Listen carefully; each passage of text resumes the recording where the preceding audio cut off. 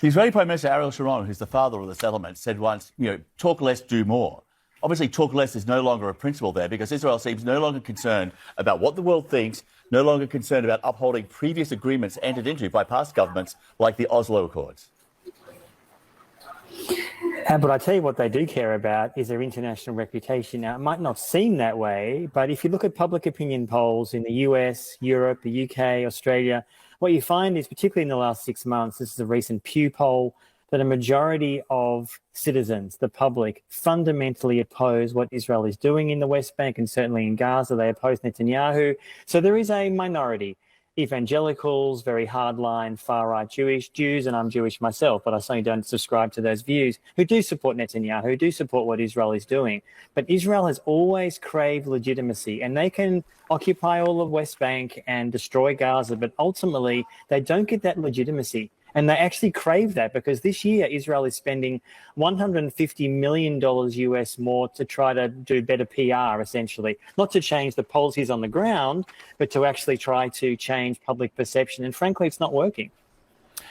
Yeah, I wonder about that, the craving for, international legitimacy. A country that was born of the UN is highly critical of the UN. That does seem to have changed those to some degree, especially with this far-right element within Netanyahu's coalition. They don't seem to be as sort of concerned about it as much as it has been in the past. That's true to an extent. I mean, at the moment, Netanyahu feels like he has the wind in his sails. Trump is on board. I mean, the American ambassador just this week to Israel, Mike Huckabee, said essentially that Israel can do what it wants in the West Bank. But ultimately, look, the West Bank has been annexed unofficially for years. I've spent a lot of time over there. I used to be based in Jerusalem. Anyone who spends 5 minutes across the West Bank, let alone Gaza, will tell you that settler violence, aided by Israeli soldiers, has been causing chaos across the West Bank for years. Palestinians cannot build their own homes. They can't expand their own homes. So ultimately, when the US and other countries talk about some kind of shift in public opinion, what in fact they're recognizing, I would argue, and this was the case long before Trump with Biden and others, that the reality on the ground speaks for itself. You mentioned before Ariel Sharon.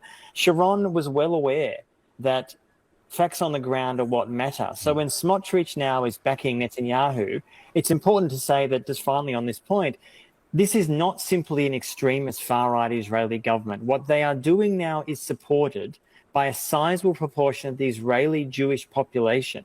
That's the sad reality. So if and when Netanyahu falls as leader, which he will eventually, the likely successors on these issues are no different. This is what people need to understand. This is not just about Netanyahu and his coalition. Here's part of a statement from the UK government opposing this new settlement. If implemented, it would divide a Palestinian state in two, mark a flagrant breach of international law, critically undermine the two-state solution. The Israeli government must reverse this decision. My experience is words of condemnation from another country have never forced Israel to reverse anything. And even recognising a Palestinian state at the UN General Assembly is sort of a symbolic gesture which is ultimately pointless. So what will, apart from this, the global public opinion, but what can individual governments do? What action can they take that will have an impact on what Israel does? Well, a lot. I mean, as you say, the UK, France, Australia, Canada have pledged to recognise a Palestinian state next month, which is frankly token at best. All these countries, most of Europe, much of the Arab world, since October 7 and Israel's genocide in Gaza, none of them have stopped trading with Israel.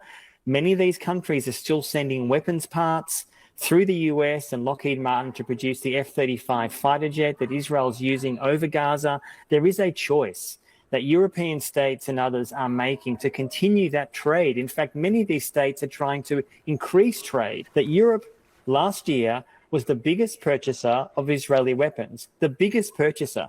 So all the rhetoric about they're deeply concerned about the Palestinian Authority and the Palestinian state and apartheid in the West Bank, words are cheap. Economic pressure can make a difference.